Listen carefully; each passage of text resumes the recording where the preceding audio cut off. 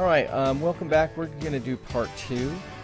So again, today we're going to talk about colonies before 1763 and reinforce this concept of salutary neglect. I'm going to give you an assignment on Ben Franklin.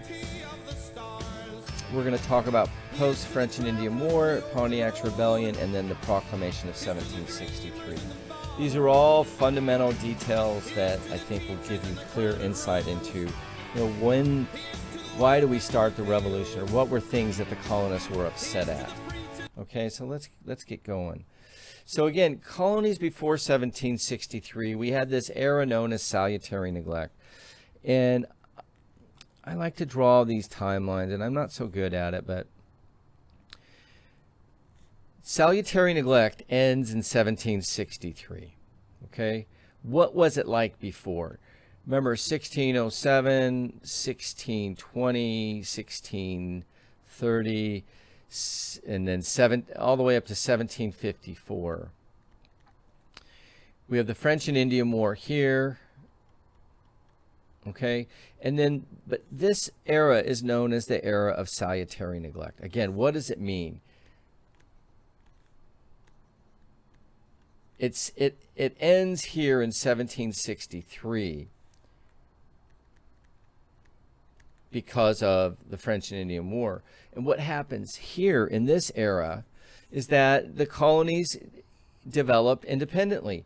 They have generally, lots of freedom of religion. They have lots of commerce.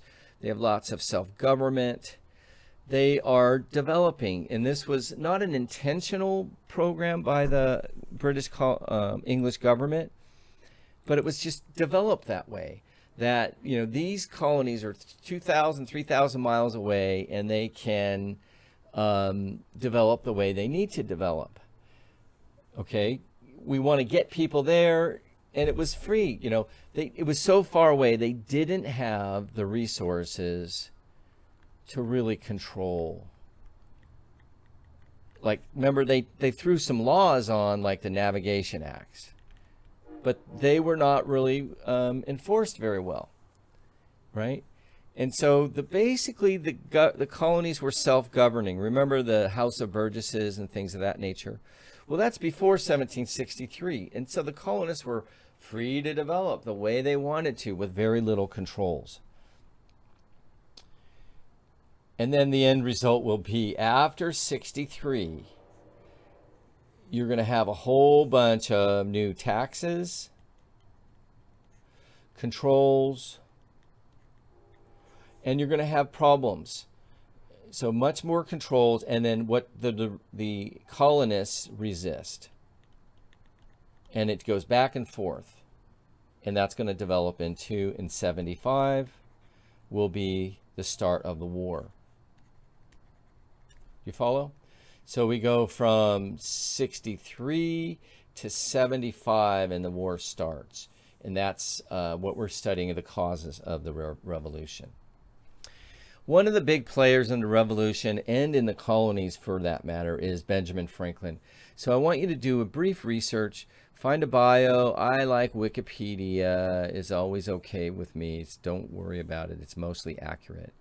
I want you to identify his life. What are some of his accomplishments? Look at this. Read a section of Poor Richard's Almanac, and you'll get an idea what that was. It's very, very interesting, insightful about the culture of the colonies, the English culture of the colonies. And then what did he do for the revolution? He's an incredibly important American, and just the most famous American after George Washington in his time. Okay. So going back, post-French and Indian War, what do we have? The colonists had high expectations. They were expecting to take over the land of the Indians and sell it and make farms and do all these wonderful things. The British ruined their expectations. Great Britain had a war with the Indians, specifically after the French had left. And this is called Pontiac's Rebellion, or Pontiac's War. And if you look at all of these forts, fort,